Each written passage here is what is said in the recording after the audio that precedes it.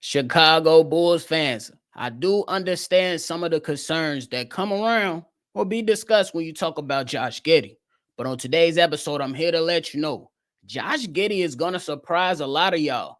And y'all better get ready for what's about to come for this young player here, Josh Giddey. Y'all know we're going to talk about it and break it down. But you know you got to hear the music first. Cognac.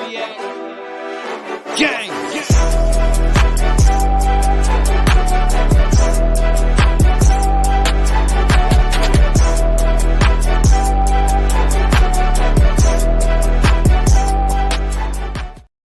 Shy Boys Podcast with the Cognac Boys. I'm Cognac Boy Bobby, and I'm holding it down on today's daily episode. If you're tuned in with me today, hit that like button, subscribe to the channel, and hit that notification bell as well. And a big major shout out to you all in Bulls Nation for the continued support. We appreciate it. But nonetheless, I want to talk about Josh Giddey.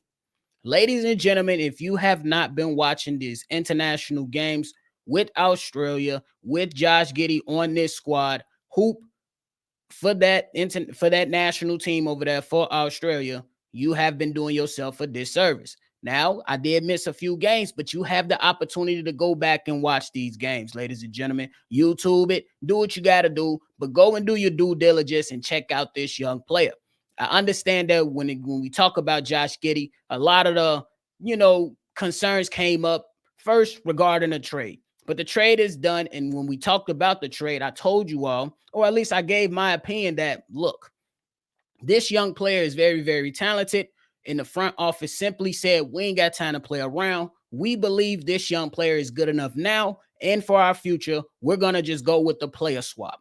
And then there was concerns regarding Josh Giddey with him losing his role with the Oklahoma City Thunder, to where a lot of people felt like since last year was a bit of a down year for him, he kind of lost a step, or, he's not as good as advertised. I'm going to disagree. When we talk about him losing his role, it just happens that a player that came in that was better suited and had the better ability to coexist alongside Shai Gilgeous-Alexander, that player in Jalen Williams was that. Because he had the attacking ability, he had the defensive ability, and he had something that Josh Giddey wasn't too good at least for that particular team, and that was that three-point shot. And then when we talk about that and that decreasing role, we talk about and we get to that playoff series to where Josh Giddey pretty much after that first game, I believe he had like 13 minutes. That was his highest rated minutes. And then after that, he was just thrown in, in the last series that he played in. And the numbers, they weren't good. But if you think about that season and the first series that they played in this past postseasons, the numbers were virtually the same. You know what I'm saying? And when we talk about the concern there, the biggest concern for a lot of people is the three-point shot. But if we looking at it and we keep it a buck, this person has improved every single year as a three-point shooter. No, the volume has not been crazy. No, he's not going to go out there and give you 7 to 8 attempts. But if later down the line, this young player can just be more consistent with hitting that three to where he's a threat, to where he's going to continue to stretch out and space the floor, I have no issue with this young player and Josh Giddey just attempting about 4 or 5 threes per game. You know what I'm saying? Because I believe that high volume is going to come with Kobe White coexisting with Josh Giddey, to where he's going to take the bulk of the threes when we talk about that backcourt. And if we're looking at the FIBA basketball stuff and we listen to Josh Giddey on the trade itself, we can tell that he's motivated. This is a young player who believes he has a lot left to show people. This is a young player who believes he, has what it takes to be a starter in this league, and he can affect winning in certain ways. And I can agree with him. I'm not going to sit here and knock him just for having one bad year. And to me, if we keeping it a buck, it was better than a lot of Bulls players that we had on this team. If we keeping it a buck, even in that reduced role that a lot of us was concerned about. Now, when we talk about the FIBA play, the last few games, the man has really, really shown a lot, in my opinion. His game against France, 20 points, 8 assists, 6 rebounds, 2 blocks, 2 steals, 4 3-pointers made. Listen, bro, That's what you want out of your point guard. Me, I don't necessarily need my point guard to be the highest scorer on the team. But if Josh Giddey can come in and give me 28-8 or 28-6 like he did versus France, that's something you will take as a W for the Chicago Bulls, because this guy is not only showing that he can facilitate my offense for me, my guy is showing that he can fill up and add points when we need it. You know what I'm saying? Or just help us keep pace. And then when we talk about his game against USA, my man went out there and had himself another spectacular game to where he went out and gave you 17 points, 7 assists, and 8 rebounds against the USA. These are players that, you know, that he's going to see when the season starts in October. So we all should be looking at that. You need to do your due diligence and go check out the film. Don't just go off, you know what I'm saying? Because a lot of the times you can look at a lot of these things and you can draw a conclusion what your initial thought is. But I challenge everybody to do your own due diligence so you can draw your own conclusions. There will be concerns about his three-point shooter. There will be concerns about his defense. But so far in these games that's about to ramp up, and when his guys get to Paris, I've seen so far he's been showing some effort on defense. Hence why in these games he's been, you know, getting some blocks here and there and has been able to become somebody that can add on to what we want the Chicago Bulls play style to look like. This player in Josh Giddey is a problem in transition, I tell you. Why?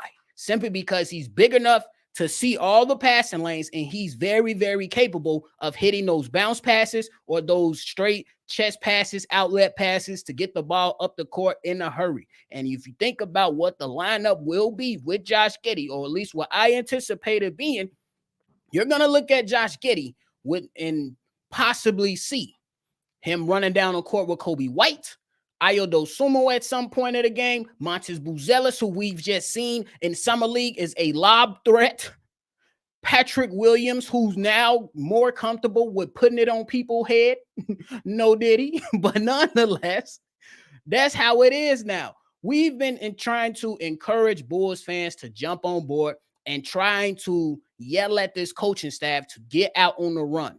Now you eliminate, you know what I'm saying, one of the guys that we love in DeMar DeRozan, who kind of was that tactician who wanted to slow the game down. He's out of the picture now, and the Chicago Bulls have these guys that are athletic enough. Even when you consider Zach LaVine, they are still athletic enough to become a different team for however long that for the future. But with Zach LaVine, obviously, you can insert him in there and you can take him out. You know what I'm saying?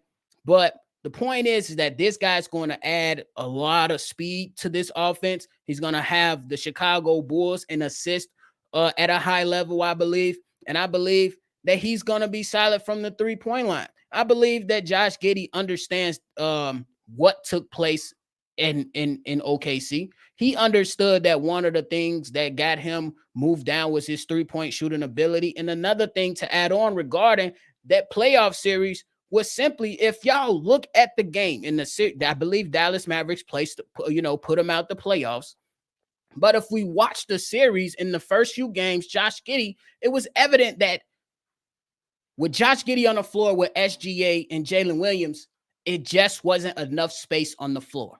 Hence why the coach over there in OKC inserted Isaiah Joe, who can shoot a high volume of threes and space the floor in that regard. And then they also play, I forgot the young fella name, I believe it was Seneca Wallace. They gave him some run too, because of not only these players, all three of them having the drive and ability to get to the basket. The coach wanted the high volume of threes that were going to be available with the other two guys like Isaiah Joe and Seneca Wallace.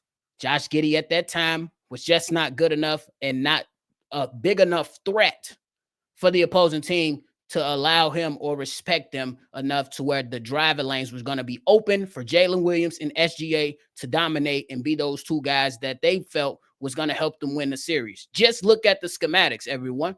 Look at what took place. That's all I ask y'all to do. Go back, watch the film with, and guys, y'all can get the condensed version of NBA games. You can watch a whole game in about 15 minutes. Keep it a bean, which they take out everything else and they put it right there for you. So You can watch some games. Go check out the playoff series against the Mavs and go check out and catch up on Josh Giddey. Do yourself the due diligence so you can draw your own conclusions, because I believe this young player is about to surprise a lot of people. I believe he has all-star potential. I'm not going to go over the board and say he's going to be a guaranteed all-star, but I believe if you have a point guard like Josh Giddey giving you 28 and 7 every single night, that's good. And if you can get some wins out of that, that's going to grab some attention.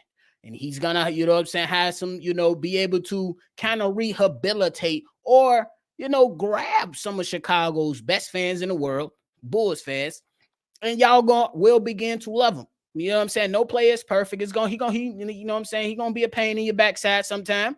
But the overall consistency when you go and watch this game, and his game added on to what we believe this Bulls lineup will be, y'all going to be proud, man. Y'all will be proud. And I'm going to leave it at that. I believe Josh Giddey is going to surprise a lot of y'all that are still doubting him, because a lot of us, you know what I'm saying, we don't do the due diligence. Go out there and do your due diligence. And these Olympics about to start as well. Check them out. They showing these games all around. Check this young player out, because he has a lot to offer for the Chicago Bulls for now and the future. Lonzo Ball, I know he's still on the team, but I ain't hitching my wagon into an injured player. That's just me. So the future point guard for the Chicago Bulls as of right now looks like it's going to be Josh Giddey, with Kobe White being that 2 and that off-ball guard, at least for what I believe is going to happen. So we shall see. But nonetheless, that's it for me today, ladies and gentlemen. Thank y'all so much for tuning in. Hit that like button. Subscribe to the channel. Subscribe. We really, really appreciate that support that y'all been putting out. And for those that want to join the voicemail bag episodes, go ahead and call in and leave a voicemail on our line. The number is 773-242-9219. You call in, state your name, give your take, get played on the episode. Me and C-Dub, we break it down and let you know if we agree, disagree, or we can chop it up. But that is it for me today, ladies and gentlemen. Thank y'all, Bulls Nation. See Red. And of course, I'm going to catch y'all on the next one for sure. Cognac.